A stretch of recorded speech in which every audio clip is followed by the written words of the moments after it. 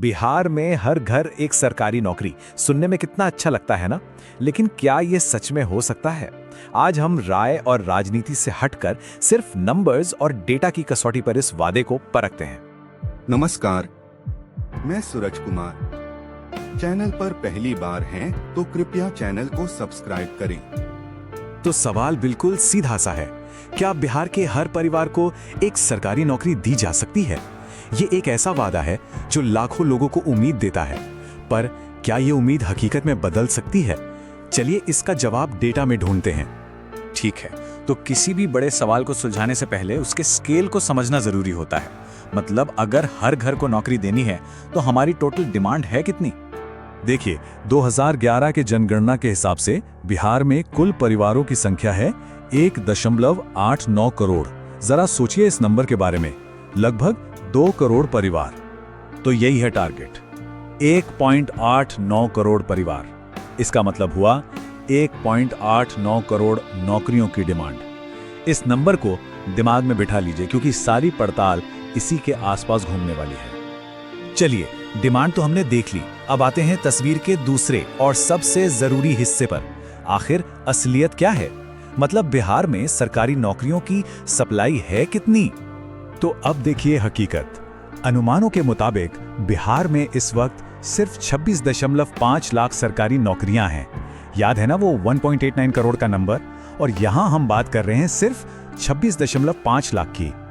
यहां तस्वीर एकदम साफ हो जाती है। एक तरफ है 1.89 करोड़ परिवारों की इतनी बड़ी डिमांड और दूसरी तरफ 26.5 लाख नौकरियों की छोटी सी सप्लाई। ये सिर्फ एक गैप नहीं है, ये एक बहुत बहुत बड़ी खाई है। तो ये शुरुआती नंबर्स ही क्लियर कर देते हैं कि डिमांड और सप्लाई में जमीन आसमान का फर्क है। लेकिन रुकिए, कहानी यहीं खत्म नहीं हुई है। एक और बहुत बड़ा फैक्टर अभी आना बाकी है। देखिए, इस पूरी इक्वेशन में हमें राज्य की युवा आबादी को भी जोड़ना पड़ेगा।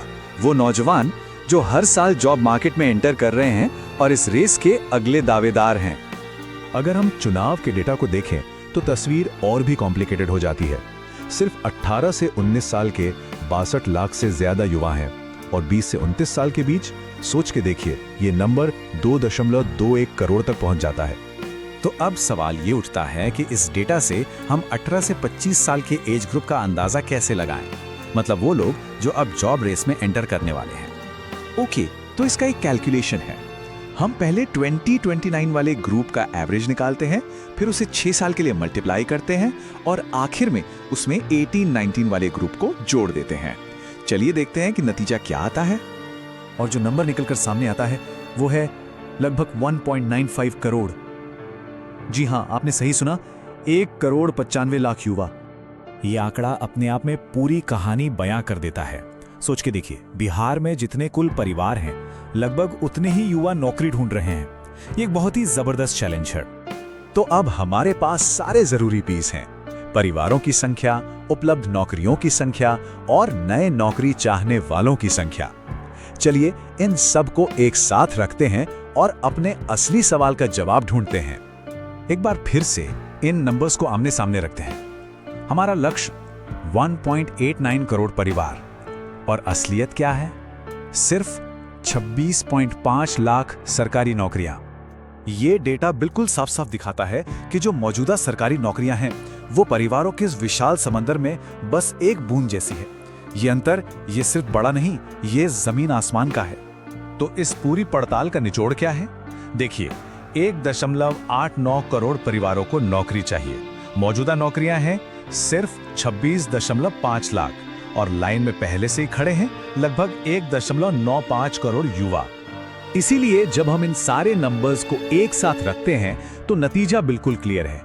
मौजूदा आंकड़ों के हिसाब से बिहार के हर घर को एक सरकारी नौकरी देना सच कहें तो संभव नहीं लगता। तो डेटा तो साफ साफ ना कह रहा है, लेकिन यह विश्लेषण हमें सिर्फ एक जवाब नहीं देता, बल्कि एक और भी बड़े सवाल के सामने लाकर खड़ा कर देता है। और वह सवाल है पारदर्शिता का। सवाल यह है कि अगर ये आंकड़े इतने जरूरी हैं तो फिर ये आम जनता के सामने साफ साफ क्यों नहीं रखे जाते? हमारे स्रोत में भी यही सवाल उठाया गया है कि सरकार ने ये सारा डेटा अभी तक पब्लिक क्यों नहीं किया है। क्योंकि जब तक लोगों के पास साफ और आसानी से मिलने वाला डेटा नहीं होगा, तब तक वो वादों और असलियत के बीच का फर्क कैसे समझेंगे? और बिना जानकारी के कोई भी सार्थक बहस या बदलाव लगभग नामुमकिन है। शायद इन नंबरों से मिलने वाली सबसे बड़ी सीख यही है।